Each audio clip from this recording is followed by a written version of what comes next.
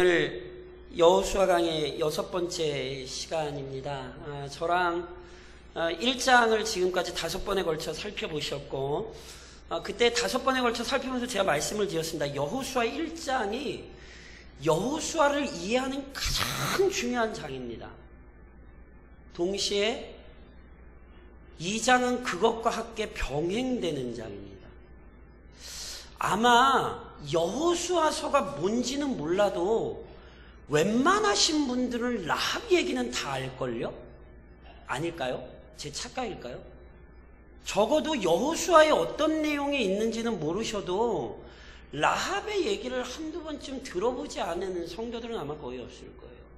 왜냐하면 라합이 예수님의 족보에도 올라간 여자 아닙니까? 그렇죠?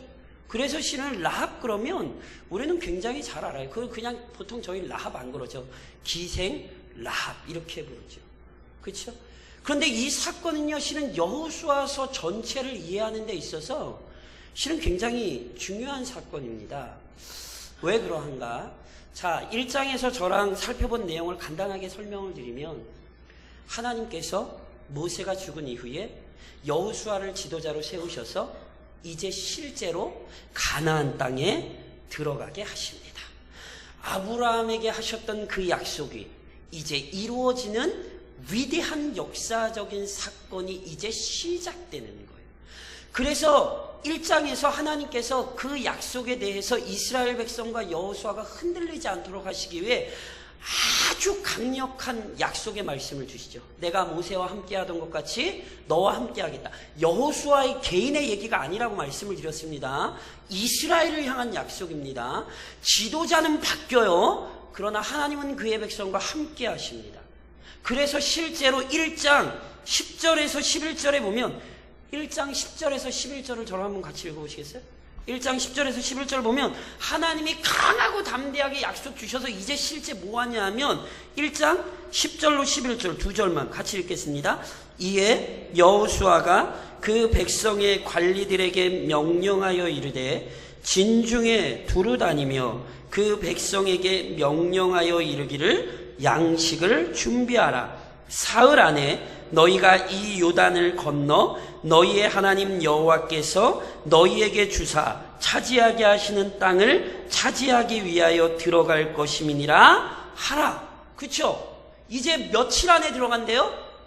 사흘 안에 들어간대요. 그러니까 들어갈 준비를 하는 기간 이제 3일 있고 이제 실제로 들어가는 거예요. 그래서 실은요, 시간적인 순서로 보면 여호수아 1장 11절 다음에 곧장 어디로 가면 되냐면 실은 여호수아 3장으로 가시면 돼요. 그런데 가나안 땅에 진입하기 3일 전, 바로 그 모든 것들을 준비할 때 여호수아가 두 가지를 합니다. 첫 번째는 이미 저랑 살펴보셨던 것처럼 여호수아가 두 지파 반, 르우벤, 갓, 므낫세 반지파 부르지요. 그리고 약속 확인시키지요. 니네 예전에 모세랑 했던 약속 알지? 니네 요단 동편에 땅 얻었다고 니네만 여기 있는 거 아니야. 가장 앞서서 전쟁해. 그래서 다른 족속들이, 다른 지파가 가나안 땅 다 얻거든. 너희들 돌아오기로 한 거 기억나지? 그 약속 지켜. 이 얘기가 나와 있죠. 그때 말씀드렸죠. 저를 좀 한번 따라 하시겠습니까? 안식은 함께 얻는 것이다. 눈에 강조해서 말씀드린 것처럼 한국 기독교가 무너진 결정적인 이유 중에 하나는 신앙을 개인화시켜버렸기 때문에 그래요. 그러니까 자꾸 예수 믿는 걸 나 혼자 열심 내고 나 혼자 무언가를 잘하고 내가 무언가를 탁월하게 이뤄서 내가 천국 가는 걸로 착각하시는 거예요. 안 된대. 성경은 구원을 그렇게 설명을 안 해요.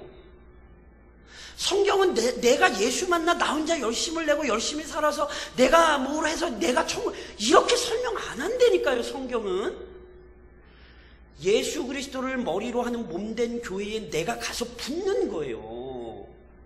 내가 천국을 가는 게 아니라 하나님의 백성 공동체에 내가 함께 포함되어 하나님의 백성들과 함께 안식을 얻는 싸움, 이게 신앙이란 말이에요. 그래서 항상 두 가지 전제를 기억하셔야 된다고 제가 여호수아를 시작하면서 계속해서 강조드렸죠. 여호수아서는 하나님의 이야기예요. 동시에 여호수아서는 교회의 이야기예요. 교회는 어떤 곳이에요? 함께 안식을 얻는 곳이에요. 나 혼자 예수 믿어 잘 먹고 잘 사는 걸 꿈꾸신다면 그건 기독교 신앙을 가지신 게 아니라 정확히 말씀드리면 이방신앙이고 그게 무속신앙이에요. 한국교회가 이것 때문에 아주 큰 피해를 받고 지금도 여전히 이러고 있어요. 교회가 없이, 내가 그 교회 공동체에 들어가는 것 없이 성도의 삶은 존재하지 않습니다. 나 혼자 신앙생활 잘하는 게 기독교 신앙이 아니라 함께 안식을 얻는 것이며 함께 안식을 누리는 거예요. 그래서 이게 여호수아 지금 1장에 등장하는 거예요. 들어가기 3일 전에 이걸 하고 시작을 하는 거예요. 안식은 함께 얻는 거다. 동시에 또 하나를 하는데, 오늘 저랑 읽으신 것처럼 정탐꾼 2사람을 파견합니다. 그럼 왜 여호수아가 정탐꾼 2사람을 3일을 앞두고 파견을 했는가? 본문에 보면요, 하나님께서 명시적으로 여호수아에게 정탐꾼 파견하라고 명령을 하시지 않으셨어요.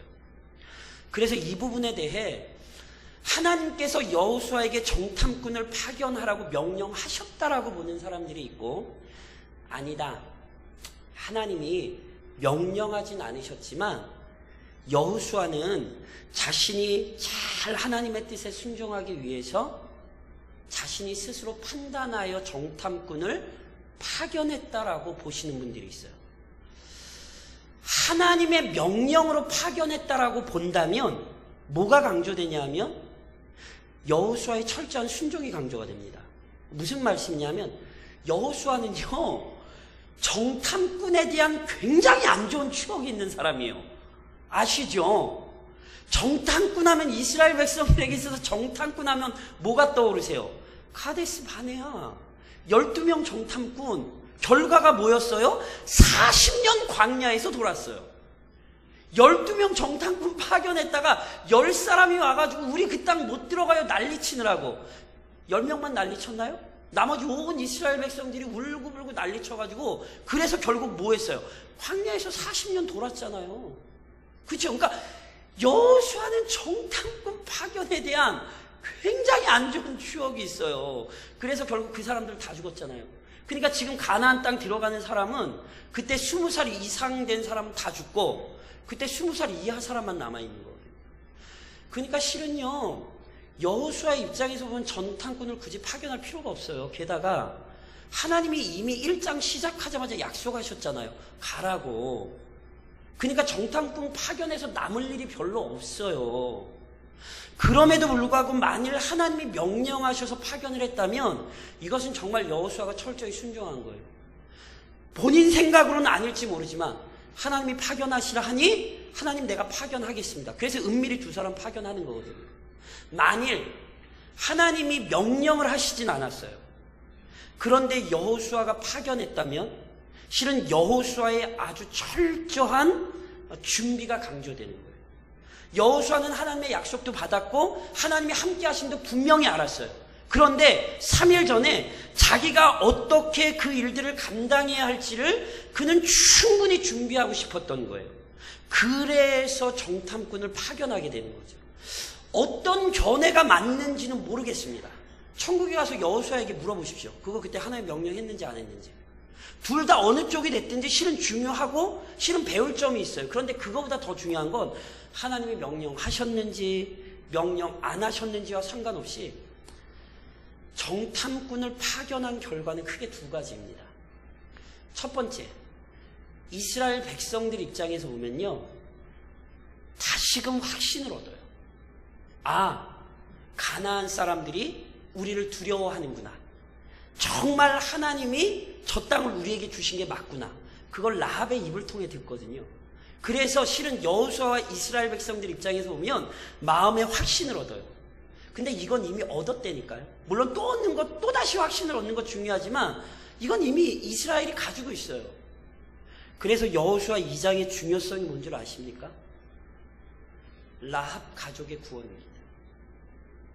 실은 이것이 여호수아 2장의 굉장히 중요한 교훈이에요. 그것을 우리는 이렇게 이해해야 합니다. 자, 다시 한번 말씀드리면 이런 거예요. 3일을 앞두고 여호수아가 두 사람 정탐꾼을 파견을 해요. 그래서 두 사람이 은밀히 여리고성에 들어가죠. 이 사람들은요, 정탐꾼이에요. 그러니까 들키면 됩니까? 안 됩니까? 들키면 당연히, 들키면 큰일 나죠. 그래서 당연히 몰래 들키지 않게 활동하기 위해서는 사람들이 없는 곳에 가면 안 되고 사람들이 북적북적 되는 데 가야 되잖아요. 그쵸? 그래서 사람들이 북적북적 되는 데를 찾아간 데가 어디냐면 기생 라합의 집이에요. 기생이란 단어는 우리가 이해하기 쉬운 단어로 바꾸면 창녀 라합입니다. 다시 얘기하면 성매매가 이루어지던 곳이에요. 그런데 당시 성매매가 이루어지던 곳은 단순히 성매매만을 하던 곳이 아니라 그곳은 여관업, 숙박업을 하던 곳이에요.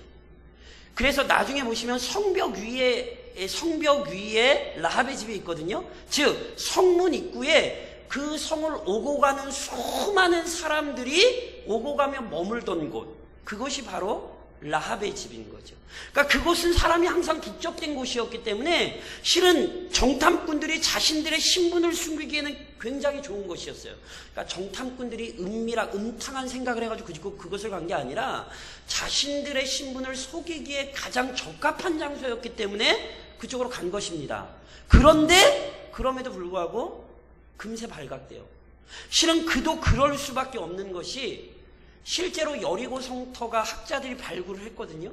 근데 그 여리고 성터가 어마어마하답니다. 그러니까 고대에, 그 시대에 그 정도의 성터를 지을 수 있다는 것 자체가 우선 기적이고, 그러니까 하여튼 여리고 성은요, 실은 가나안 땅덩어리 중에서도 가장 강력한 성읍 중에 하나였어요. 그래서 실은 여리고 사람들은 자신들의 군사력을 믿었거든요. 그런데 그럼에도 불구하고 이스라엘 백성들이 실은 자신들의 코앞에 와서 지금 진을 치고 있거든요. 그러니까 조금 있으면 쟤들이 여리고성을 치러 들어올 거예요. 그러니까 아무리 자신들의 성이 강해도 놀고 먹고 있겠습니까? 아니면 경계하고 있겠습니까? 당연히 경계를 하고 있겠죠. 그러니까 보세요. 정탐꾼이 쉽게 눈에 띄었던 거예요. 그래서 어떤 사람이 곧장 정탐꾼을 알아보고는 왕에게 고발을 한 거죠. 신고를 한 거죠. 그랬더니 어떻게 해요? 왕이 사람들을 보내, 군사들을 보내, 쉽게 얘기하면 경찰을 보내서 잡으라 그런 거죠. 그런데 그 사실을 누구도 알았냐면 라합도 이미 알았어요. 왜냐하면 라합은 그 성 사람들이 수많은 오고 가는 사람들을 이미 거쳤거든요. 그러니까 이 사람들이 이스라엘 사람이라는 걸 이미 라합이 알았어요. 그리고 왕이 잡으러 올 것도 알았던 거죠. 그래서 아는 것처럼 뭐 하죠? 정탐꾼을 숨겨줍니다. 그리고는 자신의 민족이 와서 야, 정탐꾼 어디 갔어? 내놔. 그랬더니 라합이 뭐래요? 난 그 사람들 정탐꾼인지도 몰랐다고. 그리고 실은 여기 없고 아까 저쪽으로 갔으니까 빨리 따라가 보시라고. 그러면 잡을 수 있을 거라고. 라합이 뭐 했죠? 거짓말했죠.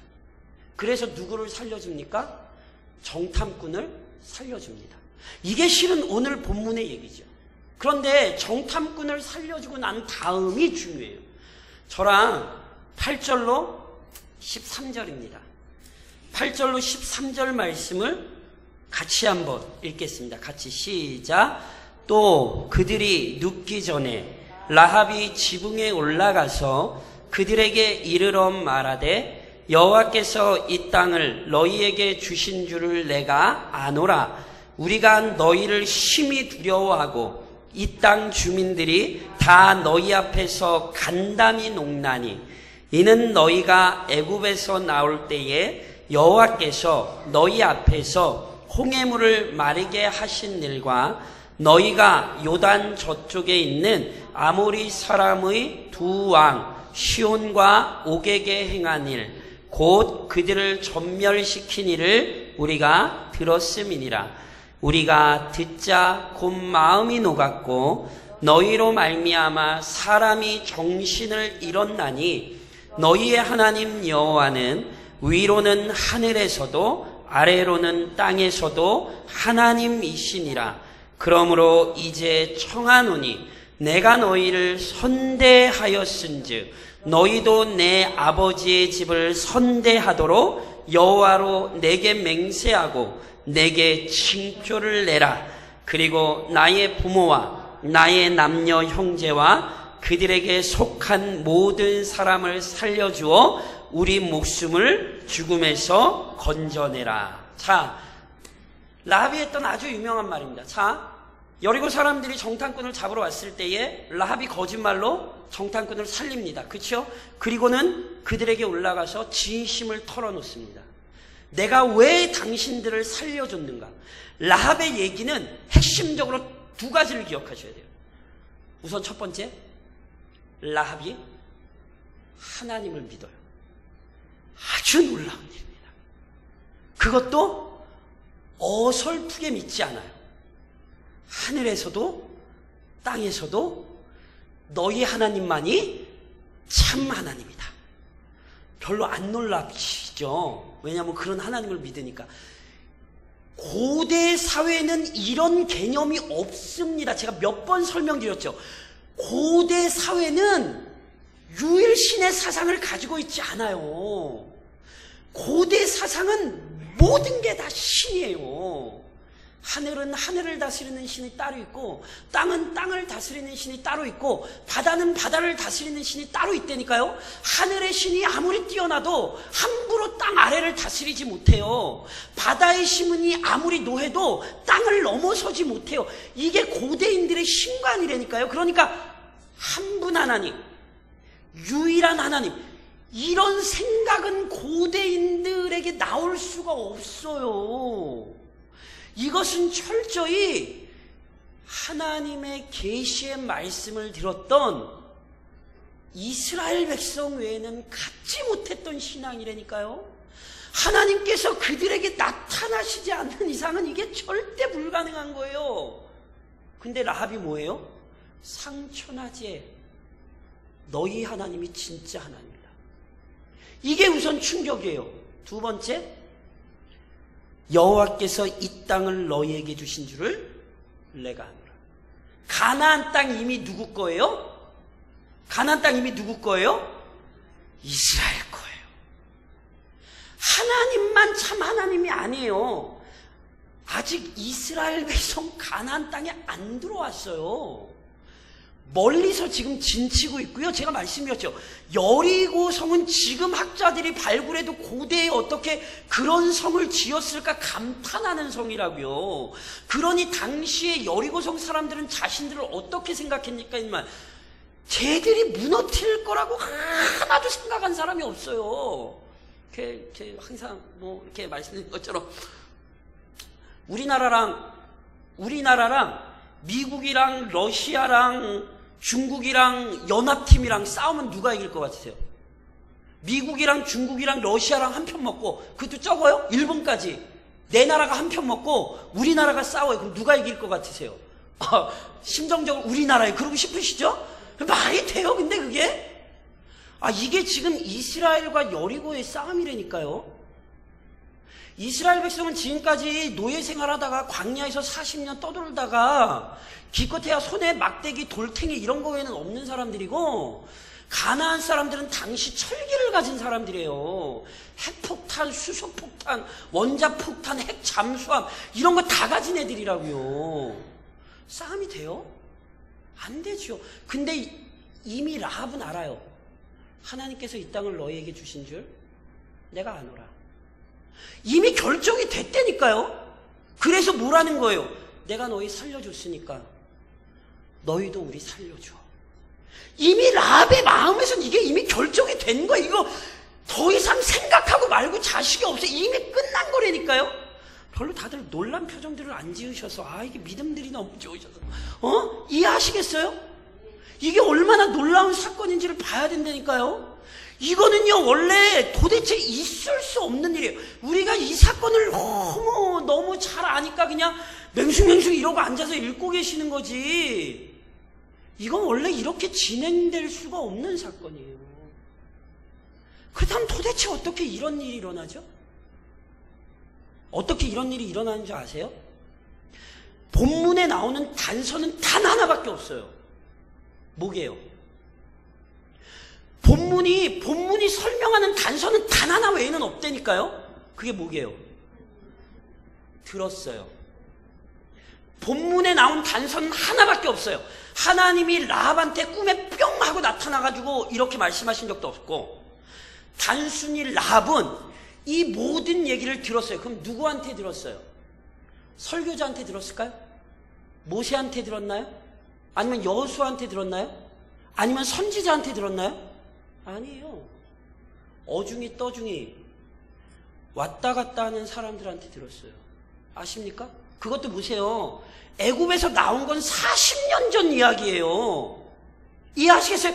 지금 당장 일어난 게 아니라 40년 전 이야기라니까요.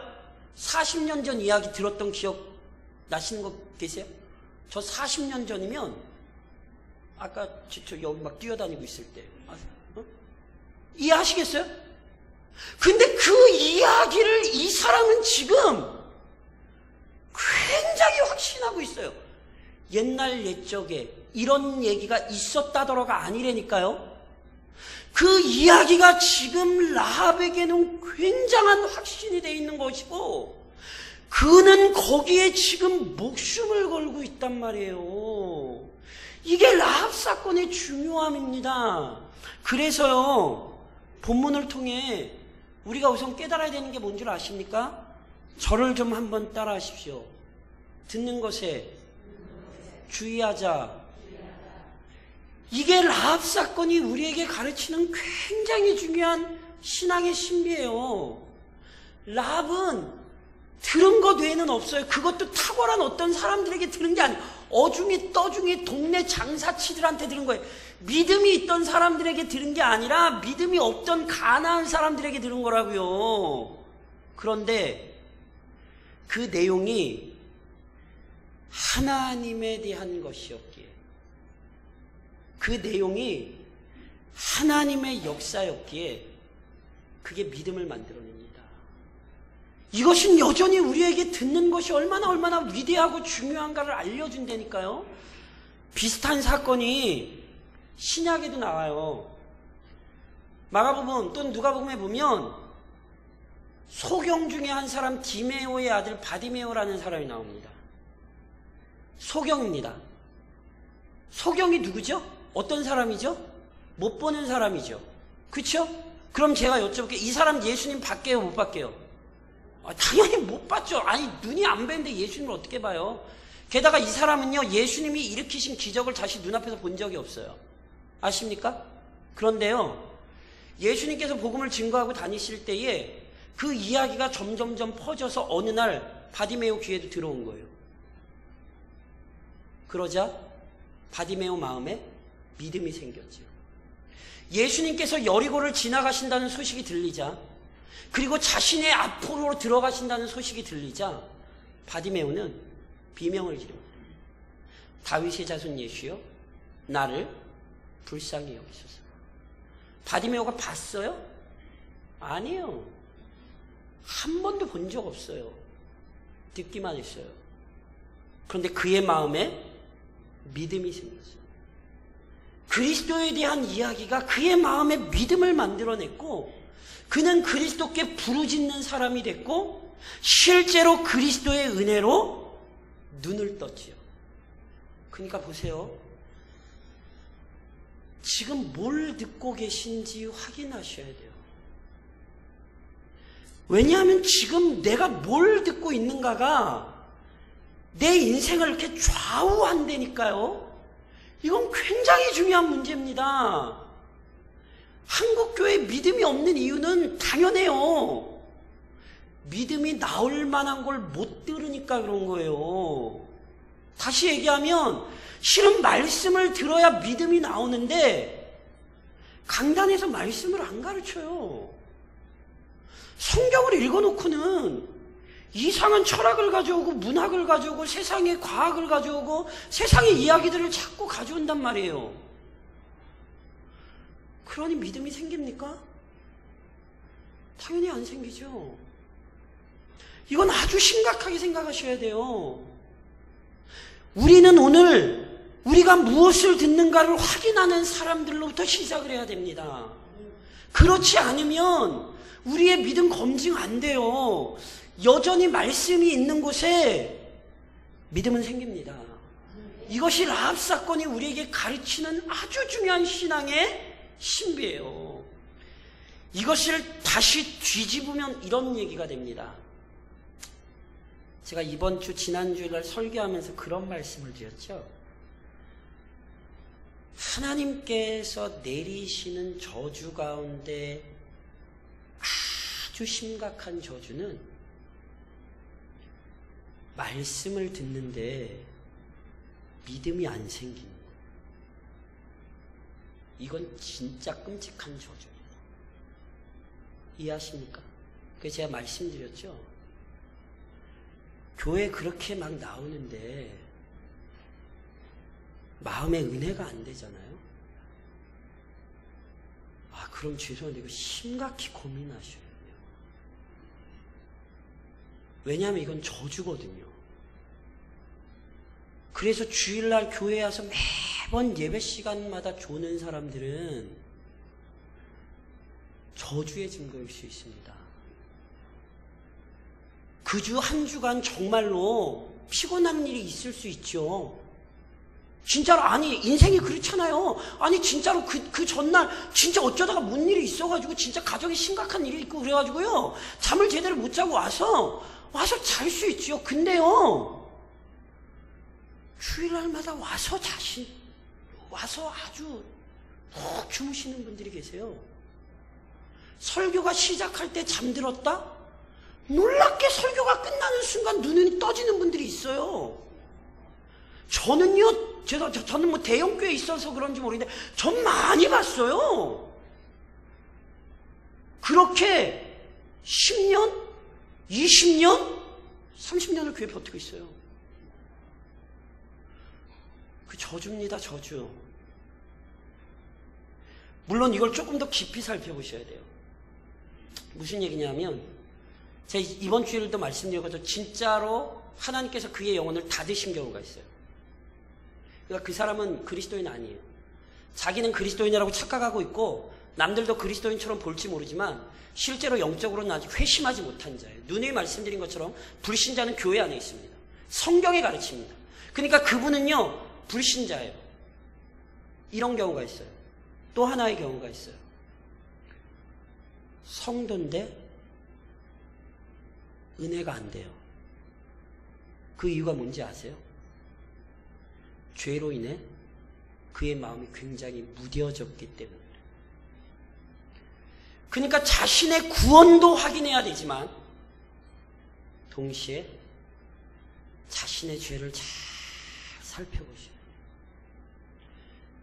다윗이 간음을 범하고 살인을 저지르고도 죄인지 몰랐어요.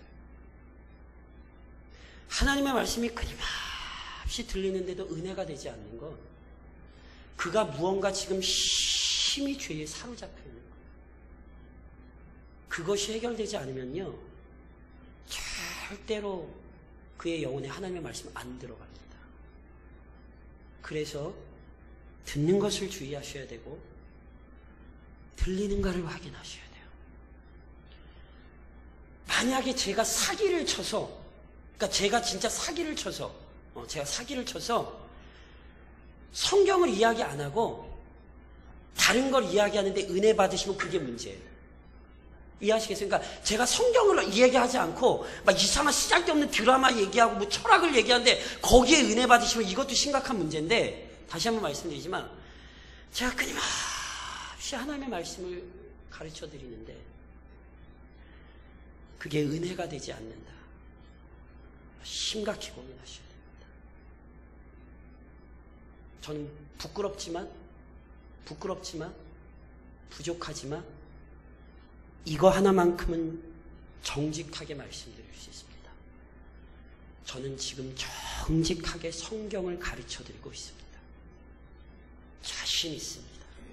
제 주보 원고를 보시고 홈페이지에 지금까지 올라온 제 설교를 들으십시오.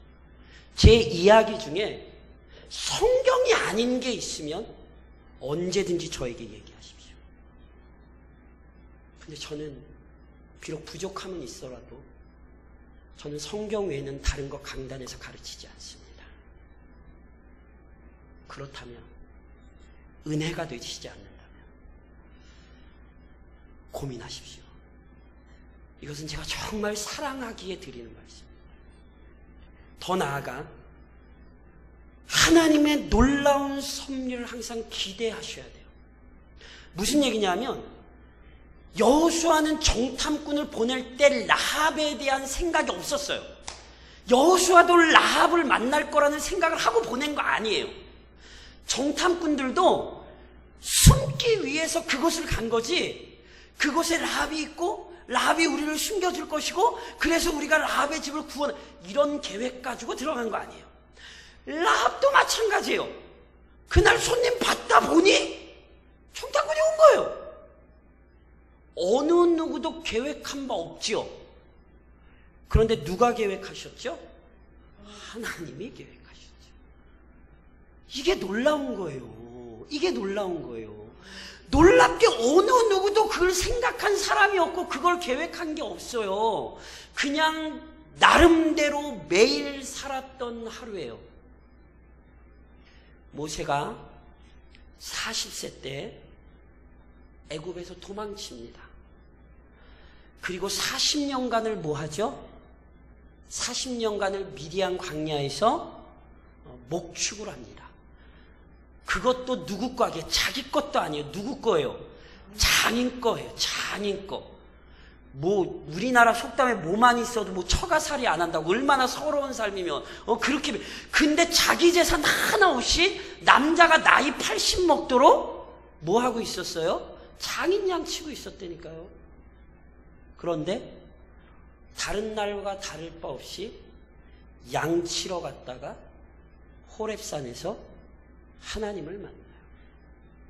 모세에게는 그런 계획과 뜻이 없었어요. 그런데 그날 모세의 가는 길에 하나님의 계획이 있었다는 거죠.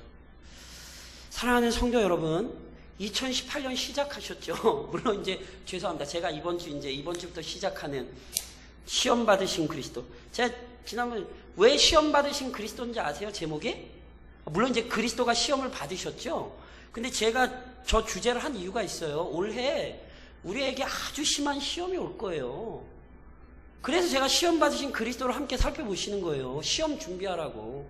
아십니까? 그런데 그것만 이해하시면 안 되고 그 모든 길에 하나님의 섭리가 있어요.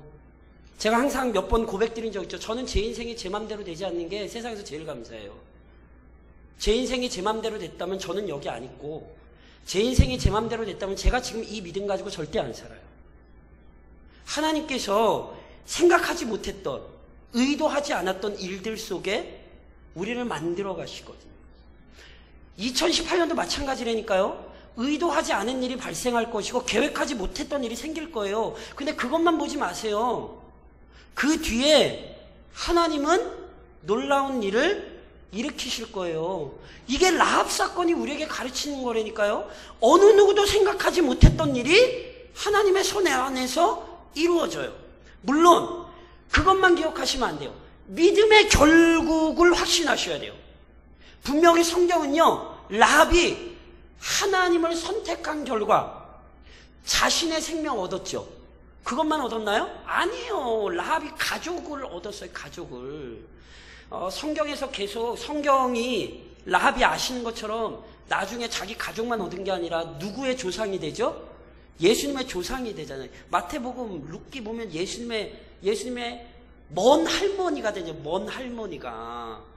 그래서 나중에 수많은 사람들이 기생, 라합의 이 기생이라는 표현을 다른 걸로 막 바꾸려고 그랬어요. 여관주인 또는 뭐 기생 중에서도 급이 있는 기생, 막 하여튼 많은 성경학자들이 어떻게 해서든지 그걸 바꿔보려고 그랬어요. 근데 성경은 절대로 그걸 바꿀 단서를 안 재요. 기생이에요. 창녀예요. 아십니까? 그런데 그 창녀가 예수님의 조상이 됐다니까요. 히브리서 11장에 믿음의 영웅에 들어갔어요. 야고보서에서 행함이 있는 믿음의 대표적인 사람으로 라합이 등장을 해요. 기독교 역사상 길이 남을 인물이 됐어요. 뭐 때문에? 믿음 때문에. 무슨 얘기인지 이해하세요? 우리를 위대하게 만드는 건 뭐죠? 나이, 권세, 얼굴, 미모도 다 쓸모없는 거 아시잖아요. 그쵸? 젊을 때 엄청 이쁘셨잖아요. 물론 이제 지금도 이쁘시지만. 근데 지금 늙으셨죠? 그쵸? 그거 다 아시겠죠? 고개를 끄덕하시는 분들 계시네. 이뻤다고 생각하시는구나. 그거 다 필요 없는 거 이제 금방 아시죠? 뭐가 남아요? 믿음 외에 남는 거 없어요. 그러니까 뭘 남기실 거냔 말이에요. 뭘 남기시고 잘 생각하셔야 돼요. 아무리 큰일을 해도 그거 전도서에서 솔로몬이 얘기하죠. 후대 사람이 그거 다 잊어요. 남는 건 뭐 외에는 없어요? 믿음 외에는 없어요. 제가 말씀드리죠. 자녀들에게 도대체 뭐 남겨주실 건데요? 자녀들에게 유산 같은 거 남겨주실 생각하지 마세요. 물론 하나님께서 주신 은혜로 물려주시는 거 반대하지 않습니다. 그러나 이미 한국 사회가 보여주는 거 있잖아요. 얼마나 돈 때문에 자녀들의 인생을 망칩니까? 그러니까 부모가 남겨준 건 돈도 아니고 건강도 아니고 부모로서 미안한 마음이 계시다면 그 미안한 마음은 믿음을 남겨주시는 것으로 해결하셔야 되는 거예요. 다른 걸 남기실 생각하시면 안 돼요. 교회 안에서 뭐 남기실 거예요? 믿음 남기세요, 믿음. 교회를 잘 섬기다 부름받은 한 사람의 성도의 믿음을 남기세요. 그게 오늘 라합의 이야기가 우리에게 가르치는 거예요. 라합은 창녀로 남지 않았어요. 위대한 믿음의 조상으로 남았지. 그의 출발은 가나안 아모리족 속 창녀였을지 모르지만 결국 누구보다 탁월한 하나님의 사람으로 남게 된 거예요. 그러니까 올 한 해 하나님께서 행하실 섭리를 기대하시되 믿음을 남기시는 그런 분들이 되셔야 되는 거예요. 결론적으로 실은 결론은 이거예요. 실은 이 얘기하려고 보세요. 여호수아의 시작이 굉장히 중요해요. 여호수아는 하나님이 누구이신가를 보여줘요. 동시에 여호수아는 교회가 어떤 곳인가를 보여줘요. 하나님은 누구시죠? 하나님은 지금도 죄인들 가운데에 자신의 자녀를 찾아내시는 분이에요. 분명히 이스라엘 사람들이 가나안 땅 왜 들어가냐면 가나안 족속 진멸하기 위해 들어가요. 그런데 놀랍게 하나님은 그 진멸 이전에 하나님은 구원의 은혜를 베푸시는 분이에요. 하나님은 홍수 이전에 노아와 노아의 가족에게 은혜를 베푸셨어요. 하나님은 새하늘과 새 땅의 영원한 심판 이전에 2000여 년 전에 자신의 아들을 보내셔서 구원의 역사를 이루셨어요. 이게 하나님이에요. 하나님은 지금도 심판 이전에 끊임없이 구원의 은혜를 베푸시는 분이죠. 그렇다면 교회는 어떤 곳입니까? 교회는요, 1장에서 계속 설명드렸던 것처럼 하나님과 함께 하나님의 약속을 받아 하나님의 뜻을 이루는 공동체거든요. 그렇다면 교회가 하나님의 뜻을 이룬다는 게 뭔데요? 이스라엘 백성이 가나안 족속 멸하기 전에 뭐부터 하는 줄 아십니까? 영혼부터 구원합니다. 이스라엘이 가나안 땅 들어가기 전부터 하는 일은 영혼 찾아내는 거였어요. 그들은 단순히 심판의 도구로 들어가는 사람들이 아니에요. 이해하시겠어요? 그들은 분명히 가나안 땅에 들어가서 하나님의 공의로움, 하나님의 위대하심을 보여야 돼요. 이게 교회예요. 교회는 이 시대에 하나님이 얼마나 위대하신 분인가, 하나님이 얼마나 공의로우신 분인가, 그가 얼마나 위대한 일들을 이루고 계신가, 교회는 이걸 보여야 돼요. 그런데 교회는 그 전에 우선 영혼을 끄집어내야 돼요. 하나님이 이 땅 위에 교회를 세우신 이유예요. 이게 여호수아서래니까요. 그래서 가나안 정복 전쟁 전에 우선 이걸 보여주는 거예요. 봐라, 교회가 할 일이 뭔지. 누님 말씀드리죠. 왜 자꾸 한국교회가 무너졌는 줄 아십니까? 교회가 할 일을 안 하고 자꾸 다른 걸 한 거예요. 하나님께서 교회에 너무 크신 은혜를 줬는데 어느 순간 신앙의 본질은 잃어버리고 하나님께서 우리에게 맡기신 영혼 구원의 사명을 감당한 게 아니라 다른 걸로 자꾸 교회를 치장하고 다른 것에 정신이 팔려있던 거예요. 그래서 결국 어떻게 됐어요? 교회가 손가락질을 당하고 교회가 욕을 먹고 교회가 무너졌죠. 지금 한국교회 가장 가슴 아픈 게 뭡니까? 애들이 안 뛰어다닙니다. 불과 얼마 전까지만 해도 예배 시간이면 애들이 뛰어다니던 교회가 한국교회예요. 아시죠? 다 아실 거예요. 예배 시간이면 애들 삑삑대고 빽빽대고 그게 한국교회였어요. 근데 애들이 안 뛰어다닌다니까요, 교회 안에. 왜요? 믿음의 대가 끊쳐버렸어요. 영혼을 얻었어야 되는데 영혼을 못 얻었어요. 그것을 이미 자녀로부터 시작했어야 되고 이미 교회 안에 들어온 자들로부터 시작됐어야 되는데 그걸 다 놓쳐버린 거예요. 그것이 오늘 한국교회 이야기라니까요. 그래서 오늘 여호수아서를 살피는 우리의 심정이요, 실은 굉장히 가슴이 아파요. 왜냐하면 교회는 무엇보다 영혼에게 관심을 뒀어야 되거든요.